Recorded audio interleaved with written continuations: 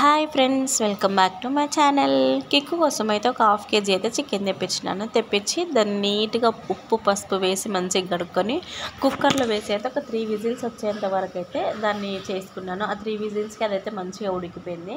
ఇంకా దాన్ని అంతా పక్కనే తీసుకొని అదే కుక్కర్లో ఆయిల్ వేసి రెండే పచ్చిమిర్చి వేసినాను, అంతకు మించి వేయలేదు. ఇంకా ఉల్లిగడ్డ, కరివేపాకు అండ్ కొత్తిమీర అవి వేసి ఒకదాని తర్వాత ఒకటి వేసి అయితే ఇక్కడ ఫ్రై అయితే చేస్తున్నాను. అయితే ఇక్కడ ఏమైందంటే ఆల్రెడీ ఫస్ట్ వాష్ చేయడానికి కొంచెం పసుపు వేసినాను కదా, మళ్ళీ పసుపు వేసేసరికి అయితే కొంచెం పసుపు ఎక్కువ అనిపించింది. ఒక మంచి చికెన్ కర్రీ చేద్దామని చెప్పేసి ఓన్లీ ఫ్రై మాత్రమే చేద్దామని చెప్పేసి అయితే చేసేసినాను. బాగుంది చికెన్ అయితే, చూడడానికి ఫుల్ ఎల్లో చికెన్ లాగా కనిపిస్తుంది కదా.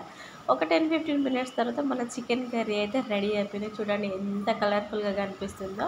ఇంకా కిక్కు కోసం అయితే కూడా ప్లేట్లో అయితే వేసేసినాను వైట్ రైస్ అండ్ దాంతోపాటు స్పెషల్గా చేసిన ఎల్లో చికెన్ కర్రీ అన్నమాట. ఇది వచ్చేసి నిజంగా టేస్ట్ అయితే చాలా బాగుంది. పొట్టోడు కూడా మంచిగా తిన్నాడు, నాకు కూడా ఫుల్ సాటిస్ఫాక్షన్ అనిపించింది. ఇంతకీ మీ డిన్నర్ కంప్లీట్ అయిందా? అయితే ఏం తిన్నారో కామెంట్ చేయండి. ఈ వీడియో మీకు నచ్చితే లైక్ అండ్ సబ్స్క్రైబ్.